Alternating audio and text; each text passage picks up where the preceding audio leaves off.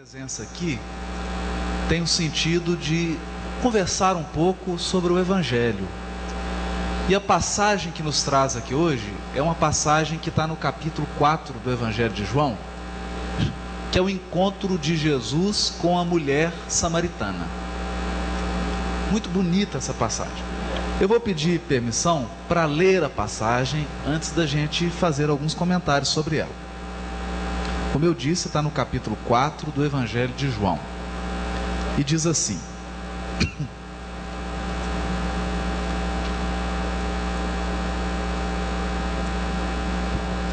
Quando soube disso, Jesus abandonou a Judeia e se dirigiu novamente para a Galiléia.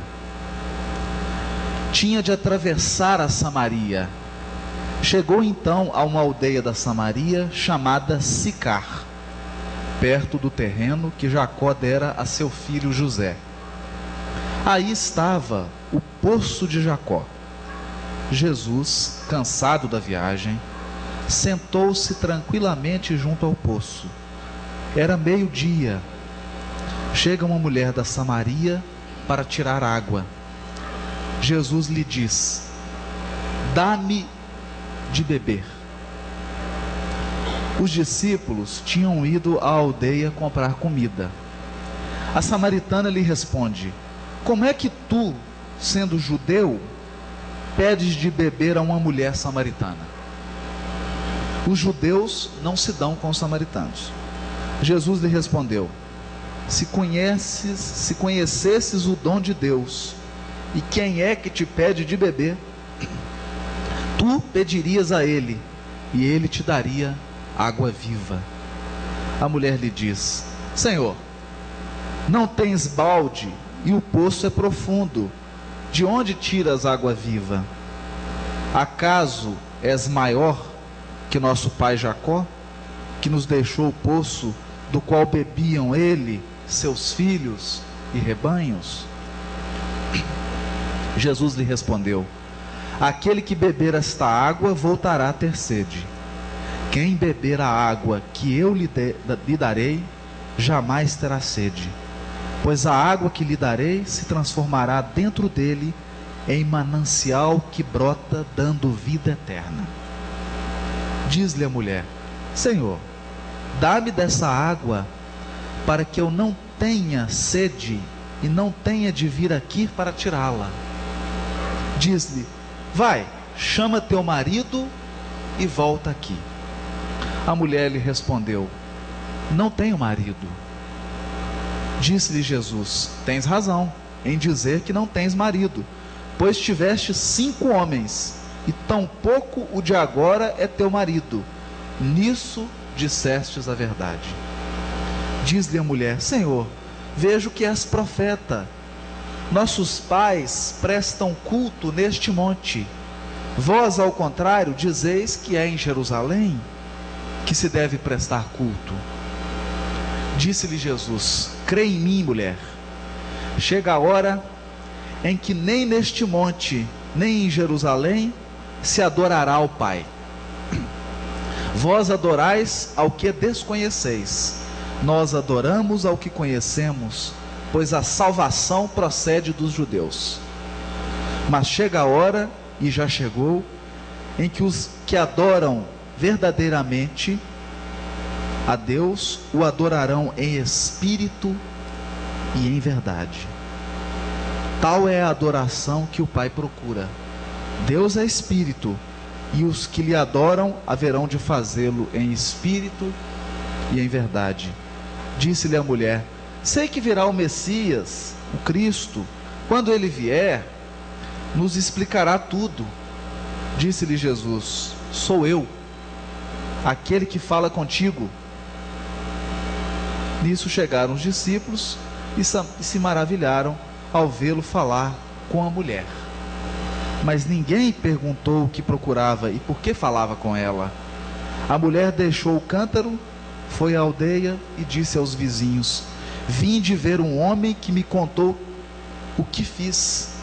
Será ele o Messias? Eles saíram da aldeia e acorreram a ele.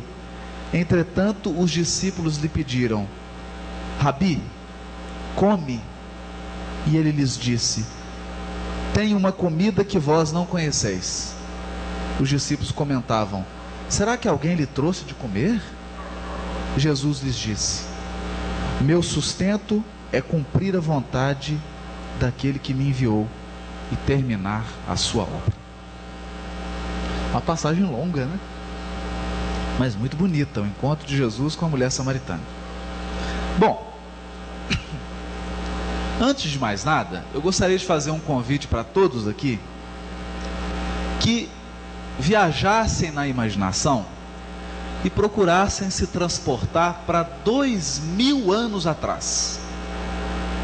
Mas não aqui em São José do Rio Preto, que aí não existia a cidade, né? A viagem tem que ser feita para uma região da Judéia, lá na Samaria, a região em que Jesus nasceu. Naquela época, havia uma disputa, um conflito muito grande, semelhante ao que existe hoje entre judeus e árabes, lá no Oriente Médio. Só que o conflito era entre samaritanos e judeus. Eles realmente não conversavam, eram inimigos mortais. E aqui é muito curioso, porque começa uma discussão na Judéia. Jesus então resolve sair da Judéia e ir para aquele ambiente simples da Galileia. E a Galileia ficava depois da Samaria.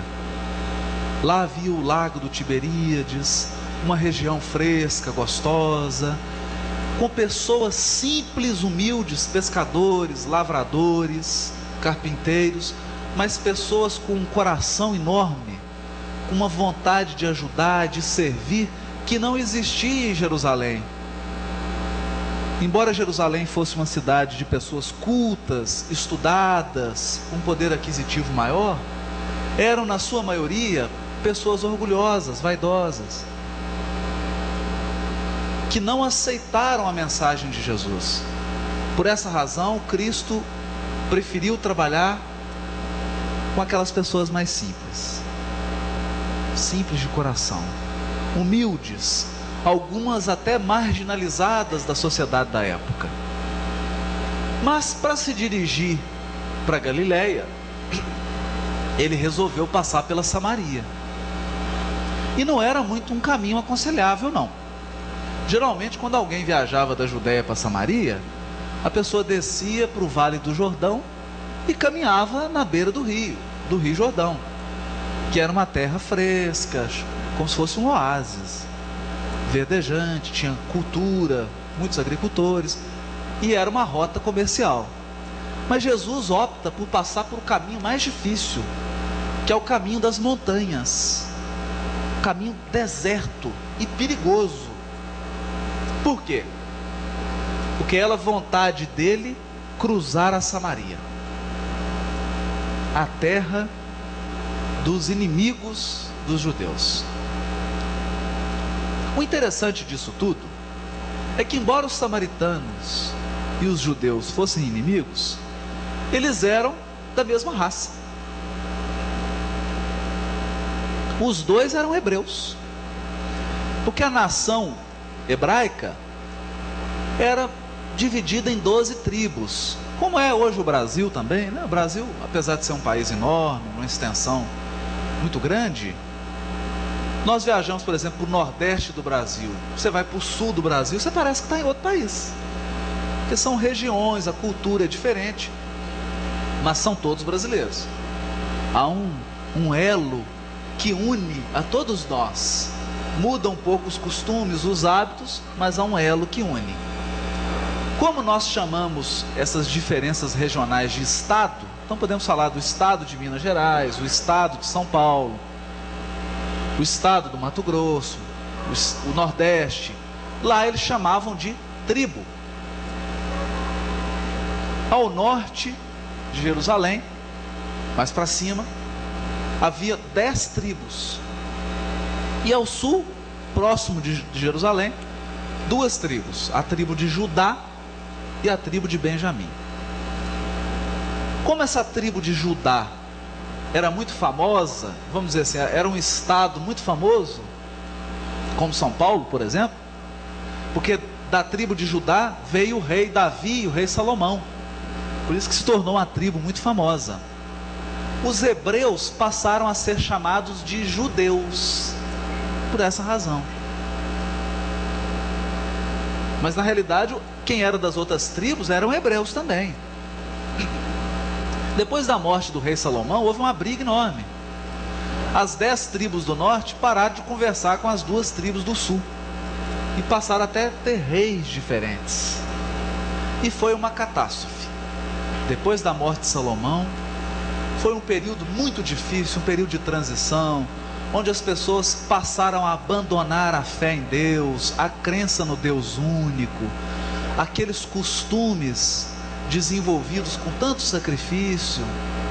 E aqui Jesus procura recuperar os samaritanos, reconciliar com o adversário. Isso é muito bonito, mesmo com sacrifício pessoal. Uma viagem difícil, num deserto, e depois de caminhar, imagina caminhar num deserto, um sol mais quente do que São José do Rio Preto, bem mais quente, sem água nenhuma, meio-dia, aquele calor. Jesus chega na Samaria, perto de um poço de água. Vocês já imaginaram caminhando assim 6 horas a pé no deserto? Você chegar perto de um poço d'água? É uma alegria que não tem tamanho, não é verdade? Quando ele chega nesse poço, havia uma mulher pegando água. Ele pede para a mulher um pouco de água. E aí ela revela o conflito que existia. Porque talvez pelo sotaque de Jesus, pelas vestes, ela percebe que ele era judeu, que ele era da tribo, né, de Judá, e realmente era. E ela fala assim: por que você, sendo judeu, pede água para um samaritano? Olha o preconceito. E Jesus fala com ela: se você soubesse quem está te pedindo de beber. A pessoa bate na sua porta, Jesus fala assim: me dá um copo d'água. Você fala: moça, não tem água agora. Ele fala assim: se você soubesse quem está te pedindo água, você ia sair correndo, pegar balde de água. Ela fala: se você soubesse quem está te pedindo água, é você quem pediria água. E isso é uma constante no Evangelho. Na cruz também, Jesus pede água. Mas ele pede água porque na realidade ele quer dar água. Ele quer fornecer água. Nós vamos ver aqui o que é essa água. Não precisa nem dizer a importância que a água tinha naquela região. Uma região desértica, a água era o bem mais precioso, mais importante. Mas essa história tem pontos assim interessantíssimos. E agora nós vamos começar uma viagem para desnovelar essa lã, esse novelo, puxando fio a fio com bastante calma. Primeiramente é preciso a gente esclarecer uma coisa: por que essa história de Jesus conversando com a mulher e falando dos maridos dela? Que ela já teve 5 maridos, teve um sexto, esse agora não é um verdadeiro marido. Bruscamente a mulher muda de assunto, desconversa sobre a questão dos maridos, começa a falar de adoração no monte. Ah, mas vocês adoram no monte Sião, lá em Jerusalém. Nós adoramos aqui no monte Garizim, na Samaria. Eles construíram um templo em Jerusalém e adoravam lá.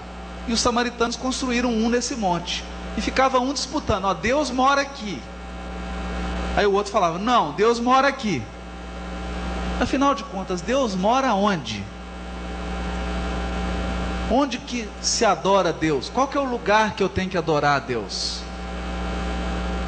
Essa é a pergunta que ela faz para Jesus. Qual o monte? em que Deus deve ser adorado? O Monte Sião ou o Monte Garizim? Mas Jesus já havia respondido essa pergunta. Se tiveres fé do tamanho de um grão de mostarda, direis a esse monte, passa para cá, e ele passa. Porque para quem tem fé, as montanhas se movem. Então Deus pode ser adorado nesse monte aqui, no monte lá na frente, em qualquer monte. Porque a fé transporta os montes, transporta as montanhas. É isso que Jesus está querendo dizer para ela. Não, Deus é adorado em espírito e em verdade. Ele é adorado dentro. Então não importa onde você esteja, nem quem você seja, você pode adorar a Deus em qualquer lugar. Essa é uma lição grandiosa, porque Jesus encerra de vez com essa história de que existe lugar sagrado. O lugar sagrado é o coração do ser. É aí que Deus habita. No coração de cada criatura há, segundo Emmanuel, um lugar sagrado onde Deus mora. E se nós tivermos um pouco de fé e um pouco de atenção e de ouvido, é possível ouvir Deus falando no nosso coração. É claro que nem sempre o que Ele fala nos agrada, nem sempre é o conveniente, mas invariavelmente é o mais correto, é a verdade, é o melhor para nós. Está dentro de cada um de nós. É isso que Jesus vai trabalhar com a mulher samaritana. Deixa disso. Você pode estar em qualquer monte, Deus está dentro de você. E agora não é mais um Deus para ser temido, é um Pai para ser amado. Tem uma diferença muito grande. Eu me lembro de um espírita lá em Belo Horizonte, o seu Leão, que ele dizia assim: Deus é Pai, mas a maioria das pessoas é órfão, porque não tem fé nenhuma. É tudo órfão. Tem tão pouca fé que não sente a paternidade divina,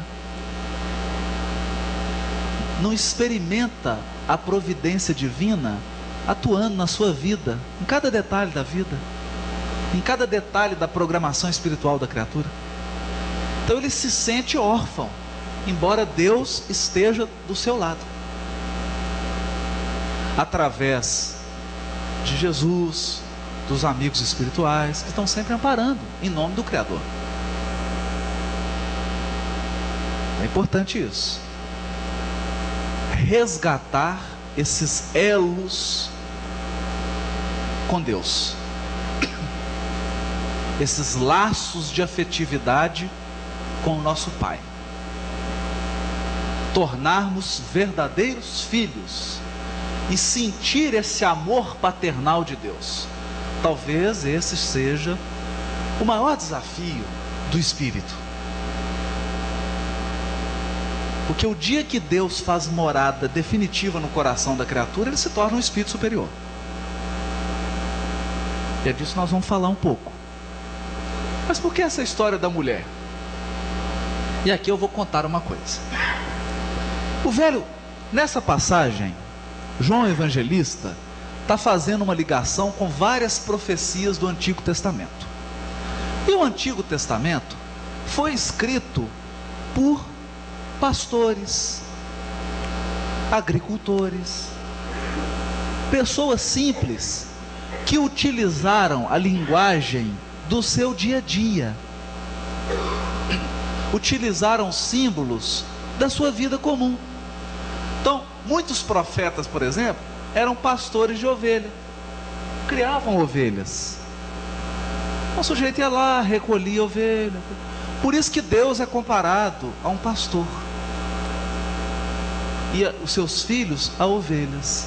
É uma simbologia eles estão comparando elementos da sua vida para explicar coisas transcendentes. O Velho Testamento é cheio disso. Por isso nós não podemos interpretar ao pé da letra. É preciso entender aquele contexto. Como que aquelas pessoas viviam. Como que era a vida delas. Porque aí a Bíblia fica simples. Qualquer um pode entender. E mais, aí a gente consegue sentir a mensagem. Sentir. Porque nós vamos começar a ouvir como ouviam aqueles pastores, aqueles agricultores, pessoas na sua maioria iletrados, mas que entendiam.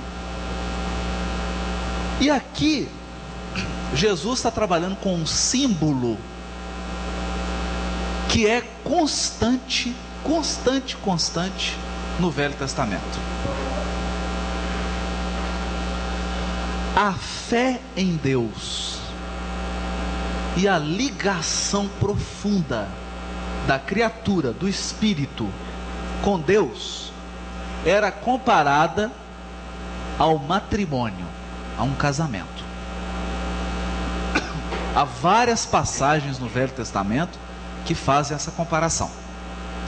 Deus é o marido e o nosso coração é a esposa.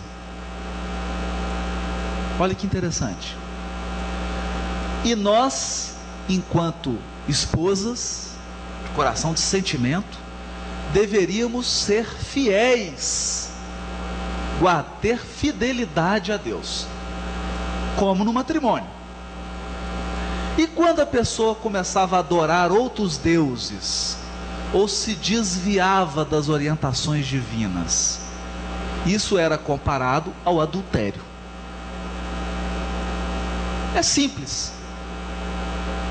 Uma vida de pastores, de agricultores, a união com Deus é um matrimônio. Mas é simples, mas é bonito demais. Porque está querendo dizer que a nossa relação com Deus não pode ser uma coisa intelectual só. Tem que passar pelo coração, como o casamento. Tem que ter amor. Deus nos ama infinitamente, mas nós precisamos aprender a amá-lo também. É um símbolo muito bonito. E todas as vezes que o povo hebreu se desviou da crença no Deus único, eles foram acusados de prostituição. Olha que interessante. Prostituição. E nessa época da divisão entre a Samaria e Jerusalém, as 10 tribos e as 2 do sul,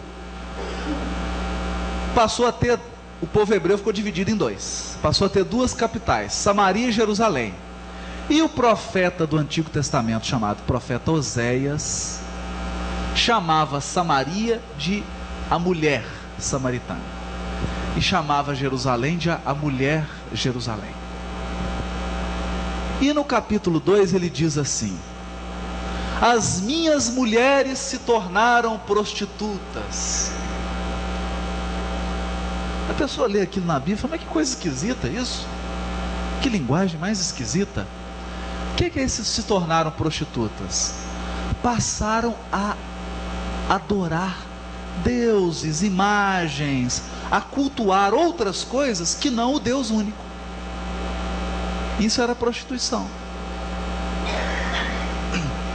E Oséias prossegue: Samaria, por causa da tua prostituição, eu te transformarei numa terra estéril e seca. Olha que bonito. Serás uma mulher infértil. Olha, a simbologia da fertilidade da terra vai secar.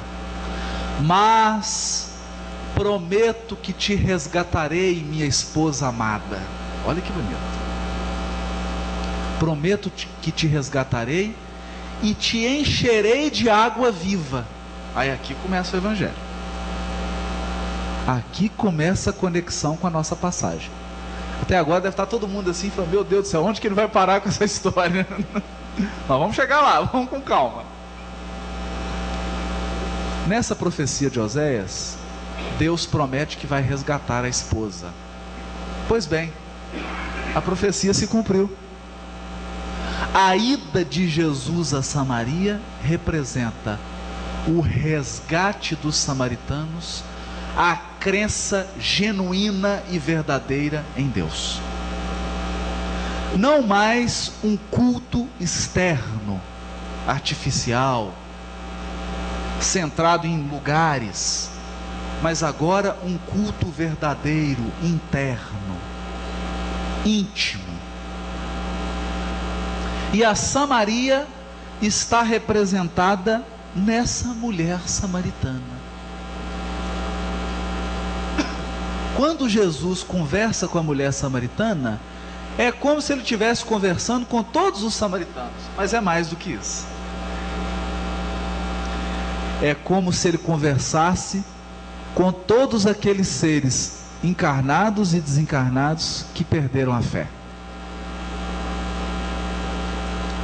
que por alguma razão estão atravessando um momento de descrença, de tristeza, não confiam mais em Deus, talvez por estar passando por uma situação muito difícil, por uma expiação, por uma prova, a fé dá uma diminuída, e a pessoa passa a desviar o seu amor e o seu carinho para outras coisas, para bens materiais, para instituições, para profissão, para uma série de coisas, e esquece esse vínculo espiritual que o liga a Deus, porque todos somos filhos de Deus. Como diz Jesus no Evangelho, Deus é um Pai amoroso, que cuida de cada filho individualmente.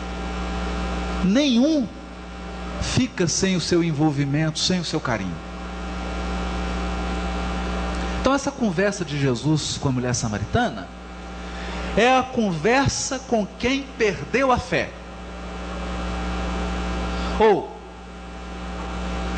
é a conversa com aqueles que se enrolaram todo no culto exterior.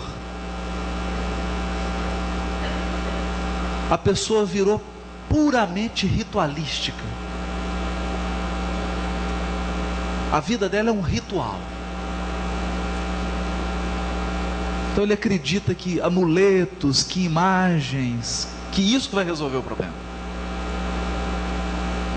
sem se dar conta que é a sua fé,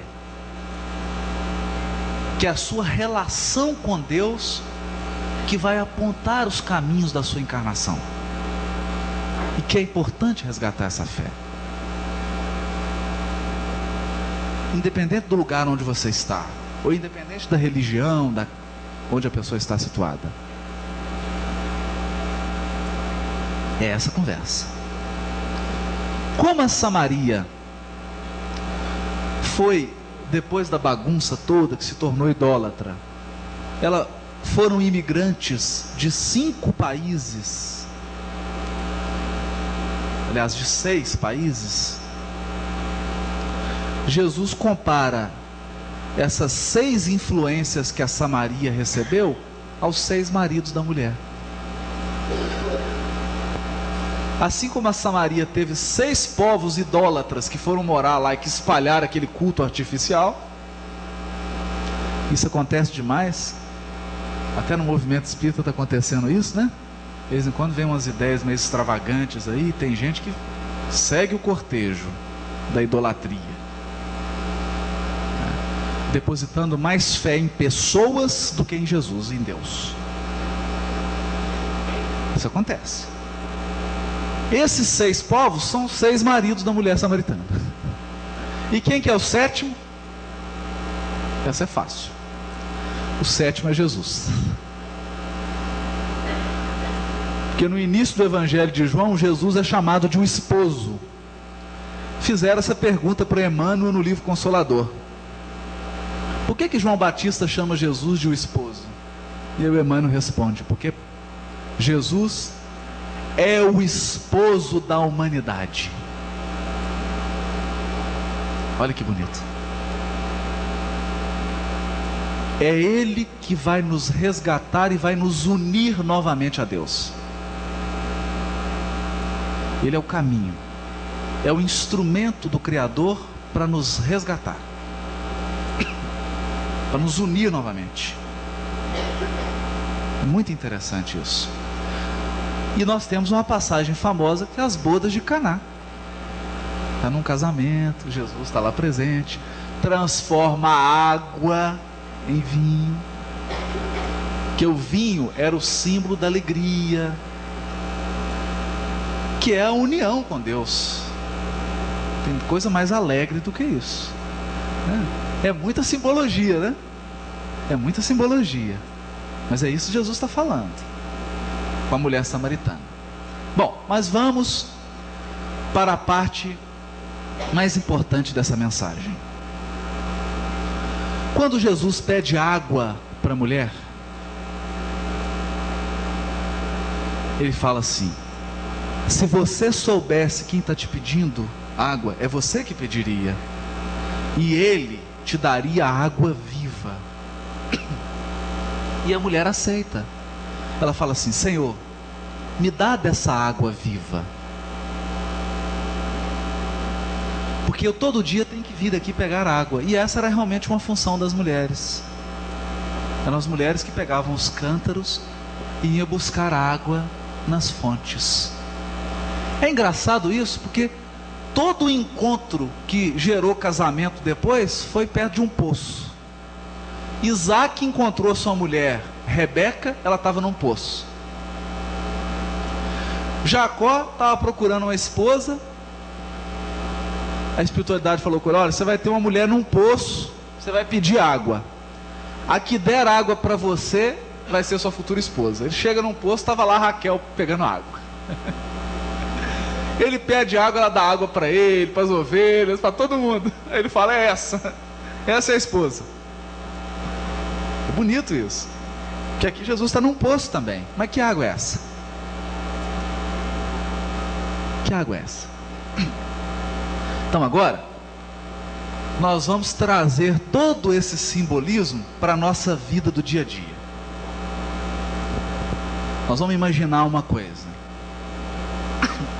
Quando todos nós aqui estávamos nos preparando para reencarnar, lá no plano espiritual, para tomar um corpo de carne, os amigos espirituais disseram assim conosco: olha, você vai reencarnar, vai ficar encarnado por X anos. Mas entenda uma coisa: a vida num corpo físico é um deserto. Você vai enfrentar muitas dificuldades, muitas lutas. É semelhante à travessia de um grande deserto. E tem hora que você vai sentir uma sede profunda, uma solidão enorme, uma saudade, e não vai saber explicar. Sabe por quê? Porque a partir de agora, na sua encarnação, você vai esquecer tudo, inclusive dos amigos que você está deixando aqui. Mas a cabeça esquece. A cabeça esquece. O coração não. O coração nunca esquece. Se entrar um desses amigos espirituais de cada um aqui agora e sentar aí do seu lado, você vai sentir uma emoção. Você não vai lembrar o nome dele, a fisionomia, mas vai se emocionar, porque no coração está gravado. O amor é para sempre. Quando alguém se torna amado do nosso coração, nunca mais a gente esquece. Aquela pessoa pode estar num outro corpo, pode estar num outro país, pode vir diferente. Você bate o olho na pessoa, alguma coisa diferente acontece. O coração reconhece.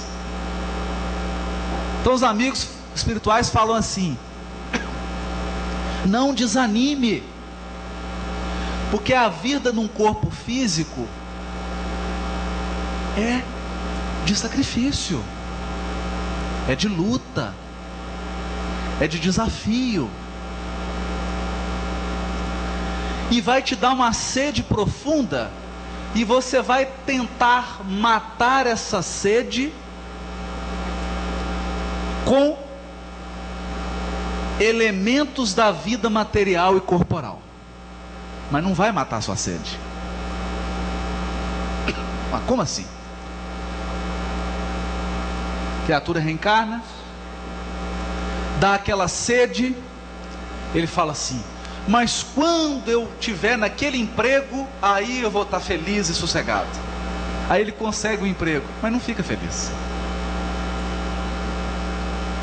Mas quando eu comprar aquela casa, aí eu vou ficar feliz. Aí minha sede mata. Aí compra a casa, dá mais sede ainda. Porque essa sede espiritual que nós temos, nenhum objeto material vai suprir. Nada no corpo físico vai matar essa sede. Nada. Querem ver uma coisa?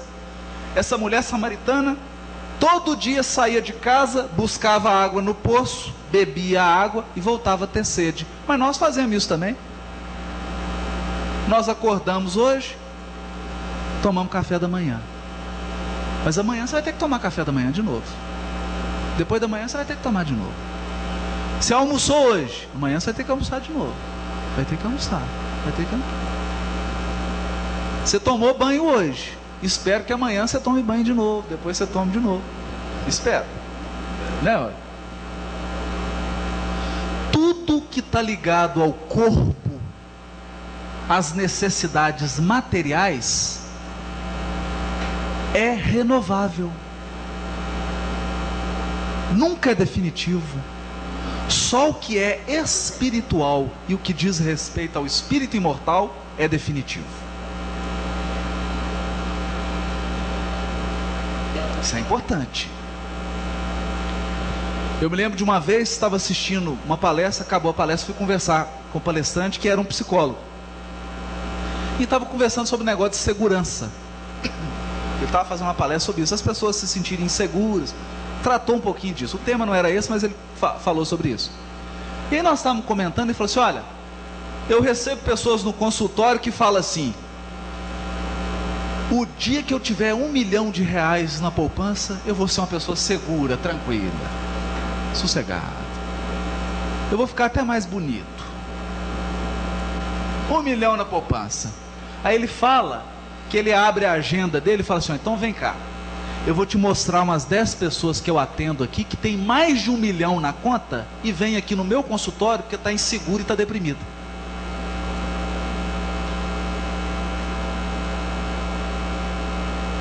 E aí? É porque nós estamos querendo matar a sede no poço de Jacó. Estamos querendo matar a sede do espírito, buscando na matéria, buscando nas necessidades corporais. Mas a sede que nós sentimos é sede espiritual, não é física. Não é física. Não é. Então, que água é essa que mata para sempre toda sede? Interessante, hein? Porque são dois símbolos iguais. Jesus está falando da água, depois chega os apóstolos e falam para ele: mas mestre, você bebeu água, mas você não comeu. Trouxemos uma comida para vocês. O que ele fala para os discípulos? Eu tenho uma comida que vocês não têm. Aí os apóstolos ficaram sem entender nada. Será que alguém trouxe comida antes para ele? que tem alguma comida aí? Será que ele trouxe alguma comidinha guardada numa marmita? Jesus fala: a minha comida é fazer a vontade do meu Pai. Comida, água, é tudo a mesma coisa. Sede, fome, é mais ou menos a mesma coisa. Que comida é essa? Eu vou convidá-los a nos dirigirmos para o livro Nosso Lar. Uma conversa que André Luiz tem com a Laura, né? Amor, alimento das almas. Não sei se você se lembra desse capítulo. André Luiz chega no plano espiritual e já está logo preocupado, né?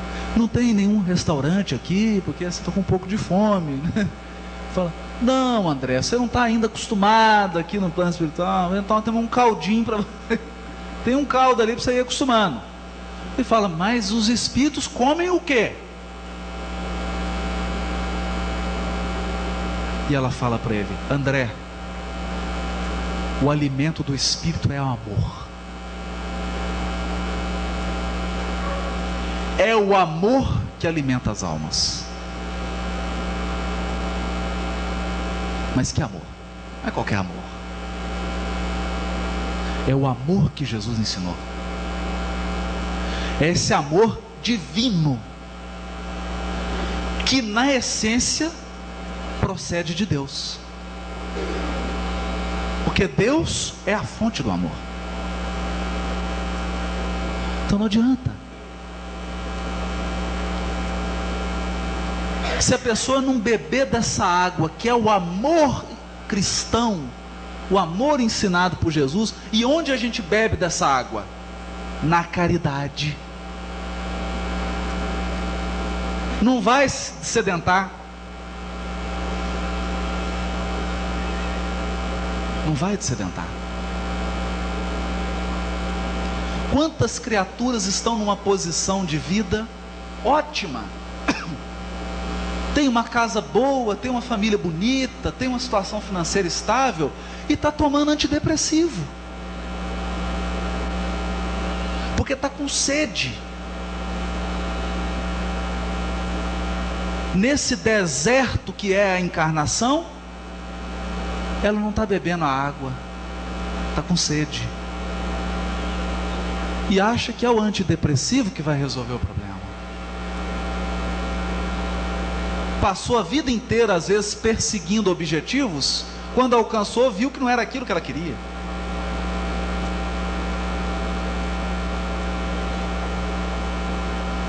Não era aquilo que ela queria. E eu me lembro de um grande espírita em Belo Horizonte, que dava um conselho para as pessoas assim. As pessoas falavam: pô, eu estou com depressão, estou tomando um remédio. Falava: tem um remedinho que é bom para isso,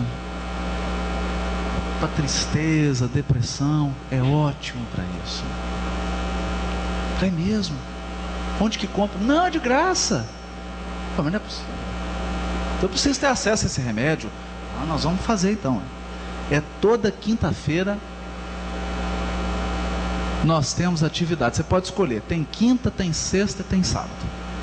Quinta é a visita ao leprosário. Sexta, a visita ao hospital de câncer infantil. E sábado é a visita ao asilo. Porque não há tristeza que resista a uma visita a um hospital de câncer infantil. Você acha que tem problema, até você entrar em contato com a dor do semelhante, que às vezes é muito maior do que a sua.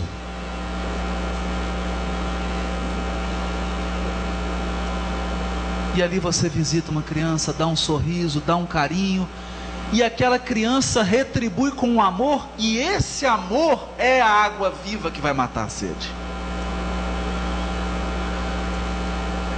Porque nenhum de nós vive sem amor, sem fraternidade. sem amor cristão.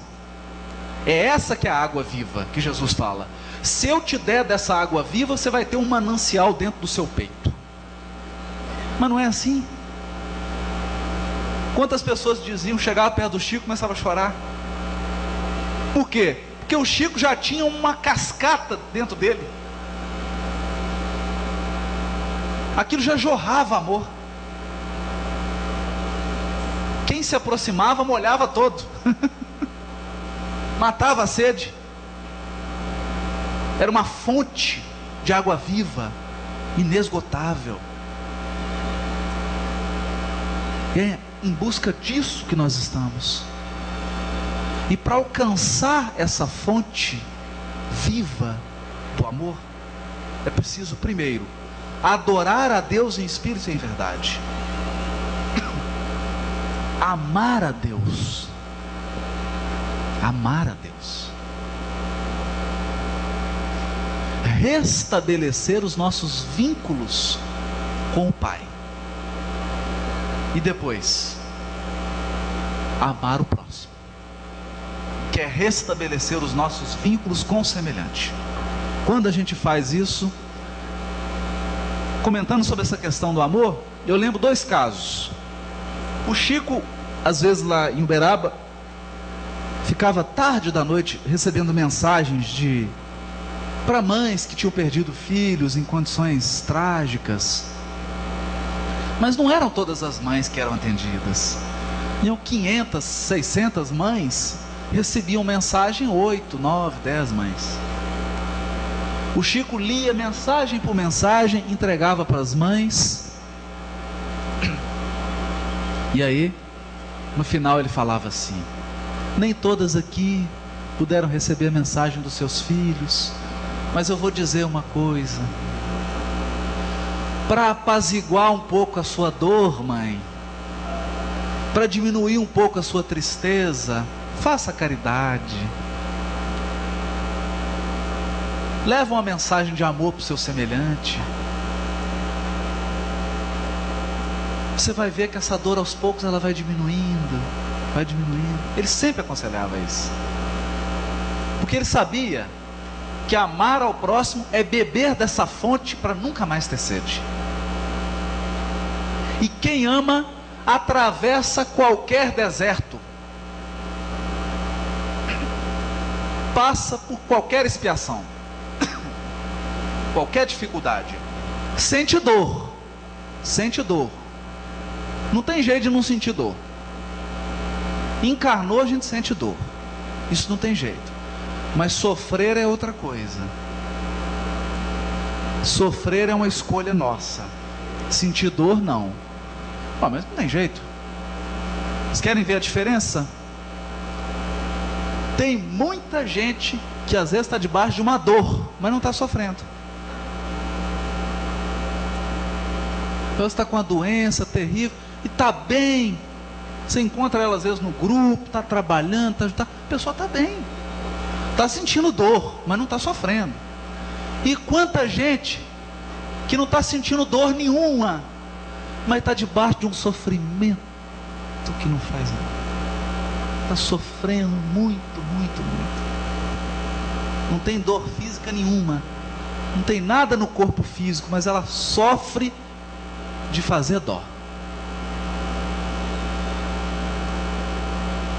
Então, ter acesso a esse amor é passar pelas dores sem sofrer. Ou como diria Kardec, o bem sofrer. O bem sofrer. O bem sofrer é resignação, paciência, confiança. E o Emmanuel diz assim no Vinha de Luz: se a criatura encarnada mantiver a fé em Deus e a fé na imortalidade da alma, ela atravessa serenamente qualquer dificuldade. Fé em Deus e fé na imortalidade da alma. Atravessa serenamente, porque ela sabe que toda situação de dor e de angústia é passageira. É passageira. Isso é bonito. Antes da gente encerrar, eu queria contar um caso lindo. Uma mãe perdeu um filho num acidente e foi para Uberaba para buscar uma mensagem. Chegando lá em Uberaba, tinha senha. Ela chegou muito cedo, pegou a senha. Quando foi assim um pouco mais tarde, chegou uma senhora desesperada. Ela tinha perdido uma criança pequena, criança nova. Essa mãe estava incontrolada e queria de qualquer jeito ser atendida pelo Chico, só que tinha acabado a senha. E aquela senhora com a senha olhava para a outra naquele desespero, falou assim: ah, meu Deus do céu, ela precisa mais do que eu. Precisa mais do que eu. Deu a senha. Olha, eu vou dar a senha. Entregou a senha. A senhora ficou na felicidade, abraçou. E as duas choraram e compartilharam aquela dor de perder um filho.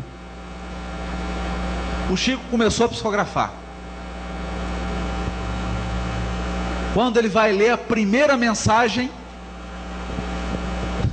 de quem que era? Era o filho daquela que deu a senha.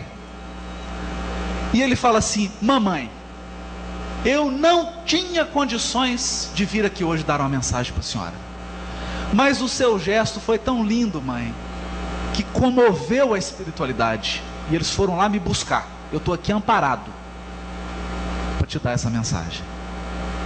Tamanha a beleza do seu gesto. Estou vivo, mãe, e muito orgulhoso da senhora.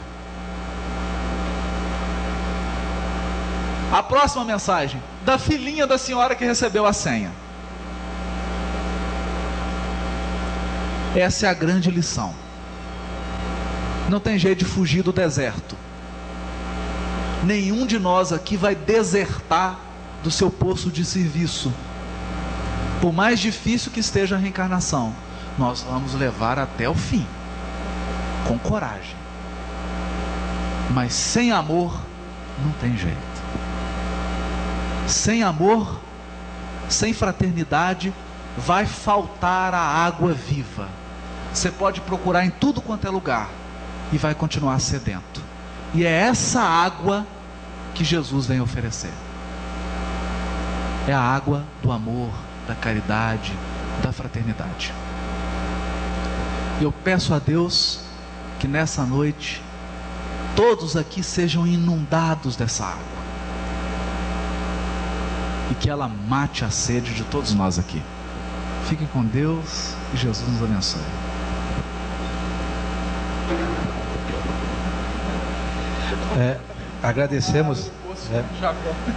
Agradecemos o Haroldo pela sua presença, pela sua mensagem. Que Deus te abençoe e leve contigo a nossa afeição. E agradecemos ao Valdir também por ter nos proporcionado esta oportunidade.